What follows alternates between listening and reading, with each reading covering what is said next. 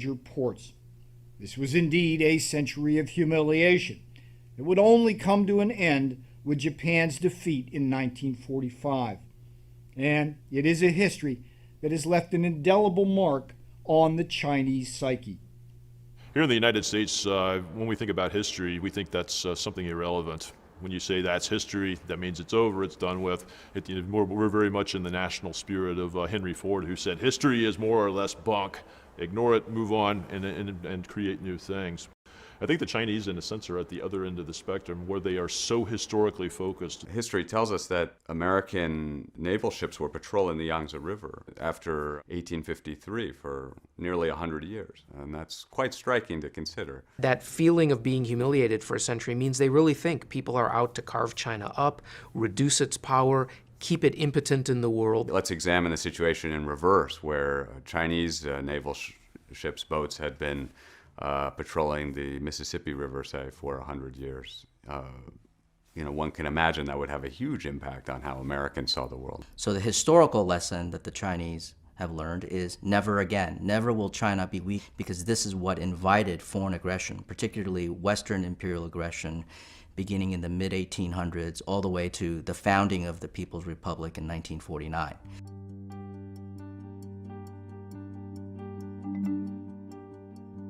Perhaps the most important facet of the Pacific as terrain or as an ocean area is simply its size.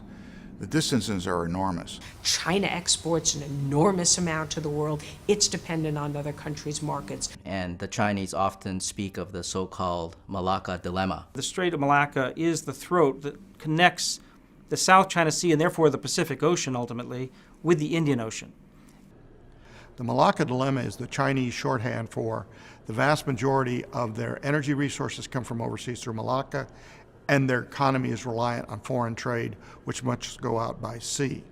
So you have resources coming all the way from Africa and the Persian Gulf and Southeast Asia up into Northeast Asia, and you have all those goods and products coming out to the world. There are some key choke points that Chinese seaborne commerce must pass through in order to feed China's growing economy. Here we see that these choke points are far more numerous than just the Malacca Strait alone.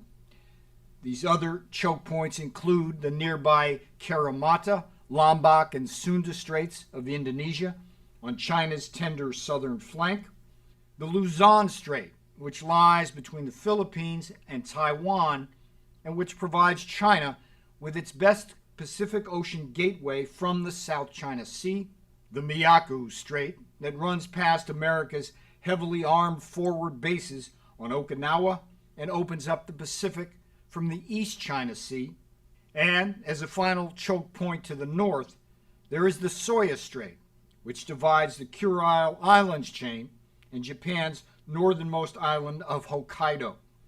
It is this Soya Strait that offers Chinese shipping from key ports like Shanghai and Dalian, an important strategic gateway to the Pacific through the Sea of Japan. And these choke points that control the narrow parts of the sea passages are particularly susceptible to disruption. A Chinese tanker, for instance, with a load of oil from the Persian Gulf, would traverse the Indian Ocean, then go through either the Malacca Strait or, depending on its depth, the Lombok Strait, or perhaps have to go all the way east to the Makassar Sea and come up through the South China Sea. It would then go past Taiwan, either east or west, and finally reaching a port such as Shanghai or Qingdao or Dalian or one of the other northern Chinese ports. So China's concerned about the American ability to close off that sea route. The United States could stand off some distance from China's shores and interdict the flow of energy, basically oil and natural gas, coming through a limited number of choke points. Where the United States Navy might be able to impose a distant blockade against China for a variety of reasons, whether it's a war over Taiwan or for something else. There is one key scenario that they have to plan for and worry about, and that is that at some point there's a conflict over Taiwan, and the United States will actually cut off their access to trade as a way to pressure them in a long war over Taiwan. And so I think the Chinese believe that any great self-respecting power needs to have an independent capability to ensure that it has access to the seas and access to the goods that flow across the seas. They know absolutely that they are now a naval trading nation, and they cannot protect their own trade. They literally can't. And so there are these notions, for example, that if China continues to free ride on America's naval power and American goodwill, that would simply make China much more vulnerable. When the United States reached that point, when we became a trading nation and weren't ready to protect our trade, the Royal Navy had the job for us. And it wasn't until the Great White Fleet under Roosevelt at the beginning of the 19th century that we began to take that role. Was that perceived as aggressive on our part, or simply saying, hey, you know, this is our part of the world, we'll take care of it? And that's the question. Is China trying to establish a Monroe-type doctrine for Asia? In fact, Colonel Hams raises one of the most contentious geopolitical issues in Asia today, and it is an issue steeped in American history. That's because in 1823, U.S. President James Monroe decreed that foreign military powers like Germany and France and Great Britain would no longer be welcome in the Western Hemisphere. And as we shall now see, at least some of our experts find little difference between America's Monroe Doctrine of old and China's newly emergent strategy to push and perhaps one day shove foreign powers like the United States out of the Asia Pacific. The Chinese, I think, have been very forthcoming with this about what their aims are. They've told us face-to-face, including in meetings here in Newport, that they want to set the terms of access to the waters and skies that they claim as their own. China has a legitimate interest in preserving its trade routes, in preserving access to its markets. The problem arises when China purchases systems that aren't really necessarily focused on defending things like sea lanes, but instead appear to be primarily focused on keeping the United States out of the Western Pacific. The Chinese are embracing their version of the Monroe Doctrine, and their version of the Monroe Doctrine is to get us out of the Western Pacific so that they would have the ability to control that whole area of the world. When the United States was a fledgling republic just breaking away from British colonial rule, it wanted to make sure that European powers were not threatening it in the Caribbean. When we first got our independence in 1783, we were faced with a situation where there were other great powers, Britain, Spain, and France, involved in the Western Hemisphere, and we were not happy about that.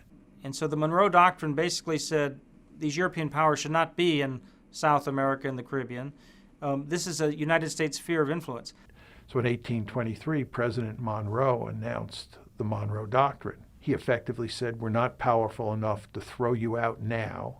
He was, of course, talking to the European great powers, but we will eventually become powerful enough to do that, and we will throw you out, and once we throw you out, you will not be welcome back.